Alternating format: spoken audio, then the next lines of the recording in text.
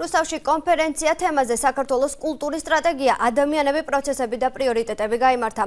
კონფერენცია საქართველოს კულტურისა და ძეგლთა დაცვის მინისტრი, ქვემო ქართლის გუბერნატორი და ქალაქის მერი უძღვებოდნენ. შეხვედრას ადგილობრივი ხელმძღვანელობა, კულტურის სფეროთი დაინტერესებული პირები და შემოქმედებითი სექტორის წარმომადგენლები ესწრებოდნენ.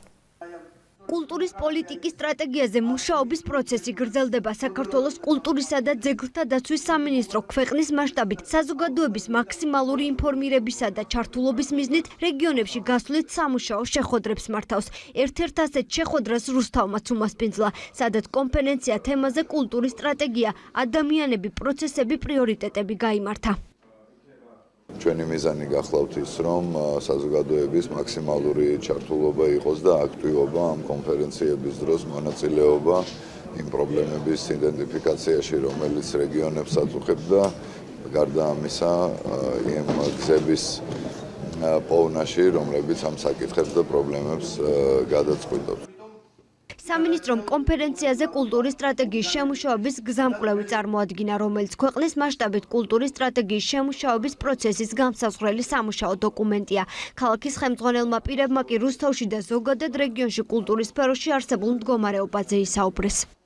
ქვემო ქართლის მოსახლეობა და განსაკუთრებით ის ადამიანები, რომლებიც კულტურის სფეროში მონაწილეობენ, ძალიან აქტიურად არიან ჩართული ამ კონკრეტულად ამ გეგმის შემუშავების პროცესში.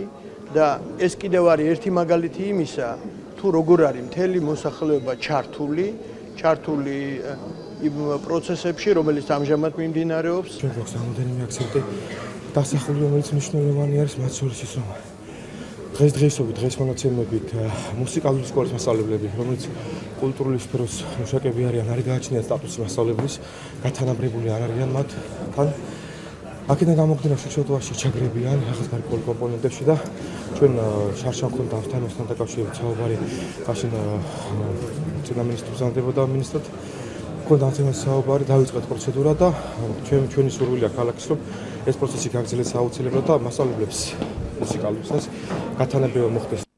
სამინისტროს მიერ კონფერენციაზე წარმოდგენილ გზამკვლევში გათვალისწინებულია ევროკომისიის აღმოსავლეთ პარტნიორობის პროგრამის ფარგლებში ჩატარებული შეხვედრების შედეგად მიღებული რჩევები და კულტურის სფეროს სხვადასხვა ორგანიზაციების წარმომადგენლების რეკომენდაციები. რუსთავის კულტურის სამსახურის ხელმძღვანელის განცხადებით, ქალაქს კულტურის სფეროს განვითარებისთვის საინტერესო გეგმები აქვს და თუ ეს გეგმები კოორდინირებული იქნება კულტურის პოლიტიკის სტრატეგიასთან, ამ ყველაფერს კარგი შედეგი მოყვება.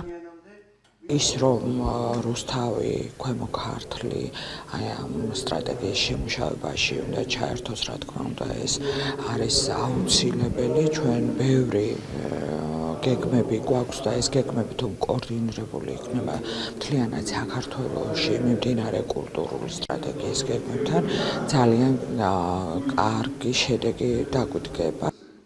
კონფერენცია, რომელიც საქართველოს მასშტაბით ყველა რეგიონში უნდა გაიმართოს, მიზნად ისახავს კულტურის სტრატეგიის შემუშავების პროცესის დაგეგმასთან დაკავშირებული ინფორმაციის გავრცელებას, მიმდინარე პროცესების შესახებ საზოგადოების დაინტერესებას და კულტურა 2025 სტრატეგიის შემუშავების სამოქმედო გეგმის გაცნობას.